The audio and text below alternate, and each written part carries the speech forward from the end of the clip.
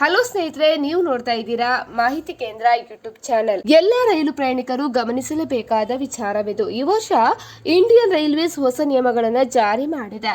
ಈ ನಿಯಮಗಳನ್ನು ಪಾಲಿಸದೇ ಇದ್ರೆ ಪ್ರಯಾಣದಲ್ಲಿ ಸಮಸ್ಯೆ ಎದುರಾಗಬಹುದು.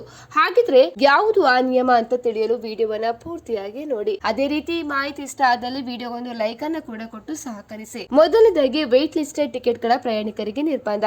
2025 ಸೆಪ್ಟೆಂಬರ್ 1ರಿಂದ ವೇಟ್ ಲಿಸ್ಟೆಡ್ ಟಿಕೆಟ್ ಹೊಂದಿರುವವರು ರಿಸರ್ವ್ಡ್ ಕೋಚಸ್ ಅಂದ್ರೆ ಎಸಿ ಸ್ಲೀಪರ್ ಚೇರ್ ಕಾರ್ಗೆ ಹೋಗಲು ಅನುಮತಿ ಪಡೆಯುವುದಿಲ್ಲ ಅಂತ ಹೇಳಲಾಗ್ತಾ ಇದೆ. ಸೊ ಇದರಿಂದ ಓವರ್ ಕ್ರೌಡಿಂಗ್ ತಪ್ಪುತ್ತದೆ, ಅದೇ ರೀತಿ ಸುರಕ್ಷತೆಯನ್ನ ಖಾತ್ರಿ ಮಾಡ್ತದೆ ಅಂತ ಹೇಳಲಾಗ್ತಾ ಇದೆ. ಇನ್ನು ಎರಡನೇದಾಗಿ ತಾತ್ಕಾಲ್ ಟಿಕೆಟ್ ಗಳಿಗೆ ಆಧಾರ್ OTP ಕಡ್ಡಾಯ. ಸೆಪ್ಟೆಂಬರ್ 1, 2025ರಿಂದ ಎಲ್ಲಾ ತಾತ್ಕಾಲ್ ಟಿಕೆಟ್ ಬುಕಿಂಗ್ ಗಳಿಗೆ ಆಧಾರ್ OTP ವೆರಿಫಿಕೇಶನ್ ಕಡ್ಡಾಯ ಅಂತ ಹೇಳಲಾಗ್ತಾ ಇದೆ. ಇದು ಟಿಕೆಟ್ ಫ್ರಾಡ್ ಅನ್ನು ತಪ್ಪಿಸಲು ಮತ್ತೆ ಪ್ರಾಮಾಣಿಕ ಪ್ರಯಾಣಿಕರಿಗೆ ಮಾತ್ರ ತಾತ್ಕಾಲ್ ಸೌಲಭ್ಯ ಸಿಗಲು ಈ ನಿಯಮವನ್ನು ಜಾರಿ ಮಾಡಲಾಗ್ತಾ ಇದೆ. ಇನ್ನು ತಾತ್ಕಾಲ್ ಟಿಕೆಟ್ ಗಳಿಗೆ ಆಧಾರ್ ಕಡ್ಡಾಯವಾಗಿದ್ದು ತಾತ್ಕಾಲ್ ಟಿಕೆಟ್ ಕಾಯ್ದಿರಿಸಲು ಆಧಾರ್ OTP ಪರಿಶೀಲನೆಯನ್ನು ಕಡ್ಡಾಯ ಮಾಡ್ತಾ ಇದೆ ಅಂತ ಹೇಳಿ ಭಾರತೀಯ ರೈಲ್ವೆ ಇಲಾಖೆ ಇದೀಗ ಪ್ರಕಟಣೆಯನ್ನ ನೀಡಿದೆ. ಅದೇ ರೀತಿ ಮೂರನೇದಾಗಿ ಲಗೇಜ್ ಮಿತಿ ಮತ್ತೆ ಪೆನಲ್ಟಿ.